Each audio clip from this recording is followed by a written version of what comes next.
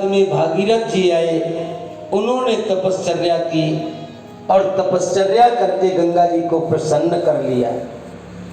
गंगा जी ब्रह्मा जी के कमंडल से निकल करके पहले ध्रुवलोक में आई, फिर सप्तर्षि मंडल में आई, वहां से भगवान शंकर की जटाओं में पधारी, उसके बाद हिमालय पर आई, वहां से निकलना प्रारंभ किया।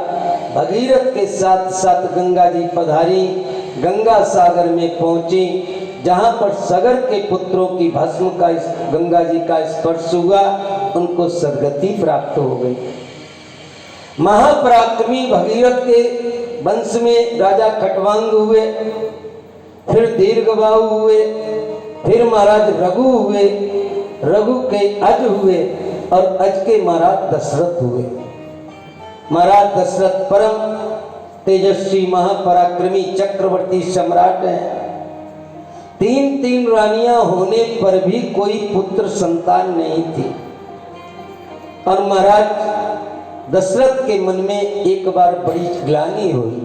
बाबा जी ने लिखा है कि एक बार भूपति मन माही, एक बार भूपति मन माही, भई ग्लानि मोरे सुत नाही, भई ग्लानि मोरे सुत नाही। श्री राम जय राम जय जय राम, श्री राम जय राम जय जय राम। सीताराम सीताराम सीताराम जय सीताराम, राधे श्याम राधे श्याम राधे श्याम राधे श्याम। मन में ग्लानि हो गई। गुरुदेव के पास में वशिष्ठ जी के पास जाकर के पहुंचे, चरणों में प्रणाम करके पहले अपने समस्त सुखों का वर्णन किया, उसके बाद अपने दुख की बात कही। उसी समय गुरु वशिष्ठ ने कहा, धरौ धीर हुई सुतचारी, त्रिभुवन विदित भगत भयहारी। अरे चारों वेदों का तन्मय रूप आपके यहाँ होंगे, आप पुत्र कामेष्टि यज्ञ करवाओ। संगी ऋषि को आचार्य पद के लिए बुलाया गया। महाराज पुत्र कामेष्टि यज्ञ प्रारंभ हुआ। अग्निदेव चरु लेकर के निकले, वशिष्ठ जी के हाथों में दिया। वशिष्ठ जी ने महाराज दशरथ को दिया। महाराज दशरथ ने जाकर के उस प्रसाद का वितरण अपनी रानियों के मध्य में किया। आधा भाग कौशल्या को दिया, शेष बचे हुए भाग के 2 भाग किए, एक भाग कैकेयी को दिया। जो शेष भाग बचा वो कौशल्या और कैकेयी के द्वारा सुमित्रा को प्रदान करवा दिया। आज तीनों रानियां सगर्वा होती हैं और पूरी अयोध्या दुल्हन की तरह सज रही है। बाबा जी ने लिखा है कि नौमी तिथि मधुमास पुनीता, नौमी तिथि मधुमास पुनीता, शुक्ल पक्ष अभिजित हरिप्रीता, शुक्ल पक्ष अभिजित हरिप्रीता।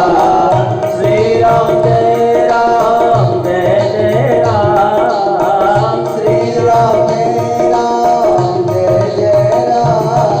सीताराम सीताराम सीताराम जय सीताराम, राधे श्याम राधे श्याम राधे श्याम राधे श्याम। आज नौमी तिथि चैत्र मास का शुक्ल पक्ष दिन के ठीक 12 बजे अभिजीत मुहूर्त है। मेरे प्रभु मैया कौशल्या के भवन में आकर के प्रकट हुए। बड़ी सुंदर झांकी है। महर्षि वेदव्यास जी लिखते हैं, सशंक चक्रम सकीट कुंडलम सपीत वस्त्रम सरसीरुहे क्षणम सहार पक्षस्थल कौस्तुभ श्रियम नमामि विष्णुम शिरसा चतुर्भुजम। महाराज मंद मंद इसमें हास्य कर रहे हैं, लेकिन जैसे ही मैया कौशल्या के भवन में प्रकट हुए, ये बात किसी को पता नहीं चली। केवल मैया कौशल्या ने ही जाना है। आज उसी समय ये बात कौशल्या को क्यों केवल जानाई पड़ा? भगवान मैया कौशल्या से कहना चाहते हैं कि आपने जब तपस्या की थी तो आपने एक वरदान मांगा था, चाहूं तुम्हें समान सुत प्रवसन कवन दुराव, चाहे आप ही के समान आप ही खुद क्यों ना पुत्र बन करके आ जाना, इसलिए मैं आया हूं। महाराज चतुर्भुज रूप धारण है, शंख चक्र गदा पद्म हाथ में है। उसी समय भगवान ने कहा कि मैया मैं तो आपका पुत्र बन करके आ गया हूं। अब मैं पुत्र बन करके आया हूं, दरवाजे पर लोगों की भीड़ लगी है, जल्दी से द्वार खोलो तो लोगों को मेरा दर्शन मिल जाए। मैया ने कहा बेटा ऐसा कोई पुत्र पैदा होता है जो 4-4 हाथ लेकर के पैदा होता हो? पुत्र तो 2 हाथ वाला पैदा होता है। इसलिए महाराज मैया कहती है आज भगवान को भी मैया पुत्र बनना सिखा रही है कि ये 4 हाथों में से पहले 2 हाथ हटा दो। भगवान ने अपने 2 हाथ हटा दिए, अब तो मैं पुत्र हो गया, अब तो द्वार खोलो लोगों को दर्शन मिले। मैया ने कहा ये बताओ पुत्र कहीं इतना बड़ा पैदा होता है? छोटा सा पैदा होता है, इसलिए अब तुम पहले छोटे हो जाओ। तो भगवान छोटे हो गए, अब तो मैं पुत्र हो गया, अब तो द्वार खोलो। मैया ने कहा ये बताओ पुत्र जब कोई पैदा होता है तो क्या कपड़े पहन करके पैदा होता है? इसका मतलब मैया कहना चाहती है कि पहले ये वस्त्र उतारो। मेरे प्रभु ने अपने वस्त्रों को उतार दिया और जैसे ही प्रभु ने वस्त्र उतारे आज उसी समय कहा कि अब तो जो है महाराज मैया खोलो द्वार लोगों को दर्शन मिल जाए। तो मैया ने कहा कि अब तुमको क्या करना पड़ेगा?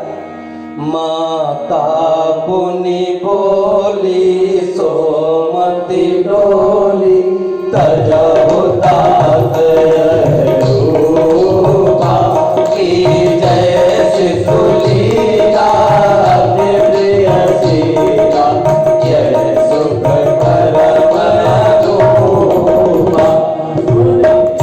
राम जी छोटे हो गए, छोटे होकर के बोले मैया अब तो खोलो द्वार, अब तो मैं बिल्कुल बालक की तरह हो गया। तो मैया ने कहा ये बताओ पुत्र जब कोई पैदा होता है तो क्या चुपचाप पैदा होता है? पुत्र जब पैदा होता है तो पहले रोता है, इसका मतलब कि तुम पहले रो तो सही। जैसे ही कहा सुनी बचन सुजाना रोदन ठाना हुए बालक सुरभूपा यह चरित जगावे हरि बल पावे तेरा भवरूपा। आज मेरे प्रभु ने रोना शुरू कर दिया। एक प्रश्न खड़ा हो गया, आप लोगों को पता है कि जैसे ही कोई भी बालक पैदा होता है तो रोता क्यों है? उसके रोने का कारण क्या है? कभी विचार किया? और अगर नहीं रोता है तो माता पिता को चिंता हो जाती है कि ये तो बिल्कुल रोया ही नहीं। बालक रोता इसलिए है कि वो जन्म लेते ही ऋणी हो जाता है। माता के गर्भ से जैसे ही जन्म लिया उसके ऊपर महाराज 3 ऋण हो जाते हैं। एक तो देव ऋण है, दूसरा पितृ ऋण है और तीसरा ऋषि ऋण है। ये तीनों ऋण उसके ऊपर जन्म लेते चढ़ जाते हैं। जैसे किसी पे कर्जा हो जाए, वो व्यक्ति अकेले में बैठ करके रोता है महाराज कि कर्जा कैसे उतरे। बालक जन्म लेते ही जानता है कि मैं ऋणी हो गया। अब कहेंगे कि देव ऋण कैसे हो जाता है? आप थोड़ा विचार करो, हमारा आपका जन्म किससे होता है? बाबा जी ने लिखा है कि छित जल पाप गगन समीरा, छित जल पाप गगन समीरा, अंतर चित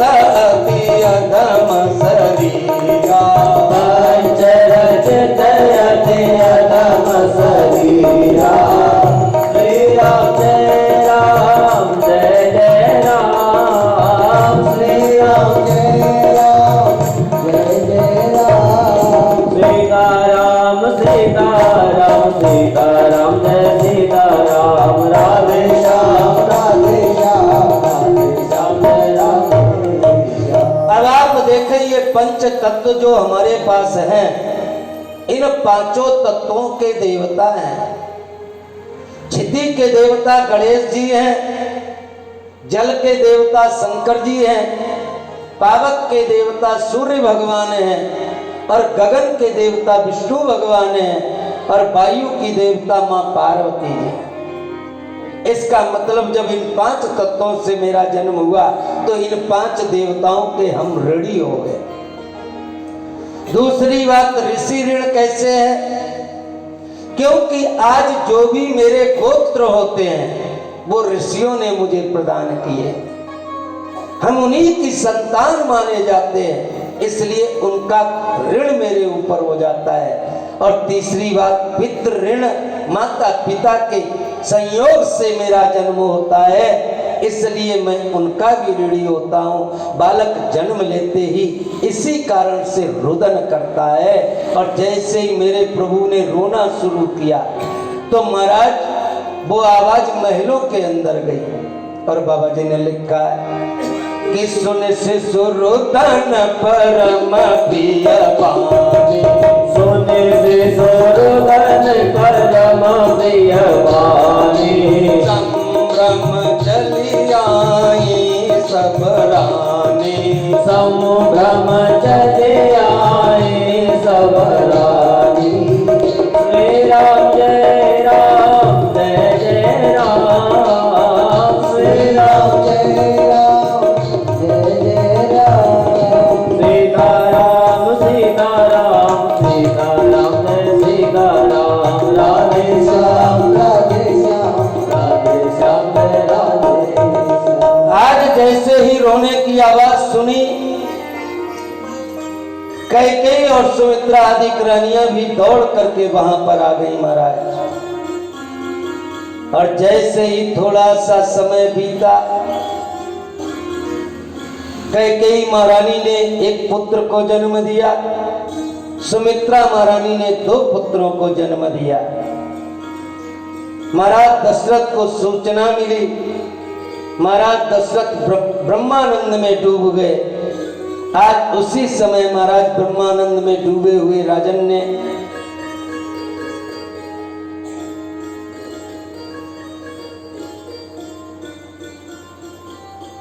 सारे अवधवासियों को सूचना प्राप्त हो गई। सारे अवधवासी दौड़ करके आए, और आकर के महाराज पता लग गया कि मेरे प्रभु का अवतार हो चुका है। इसका तो आनंद ही आनंद होता है, क्योंकि भगवान का नाम ही आनंद है। हे गयो रामचंद्र अवतार, आनंद अवधपुरी में छाए। होए गयो रामचंद्र अवतार, आनंद अवधपुरी में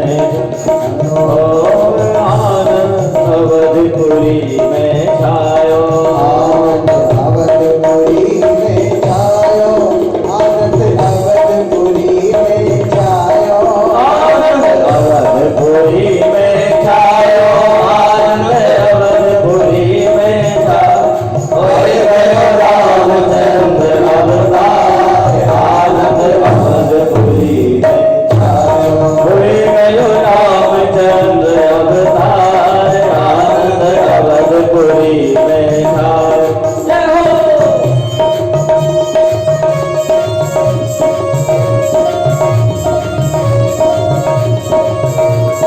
जय हो।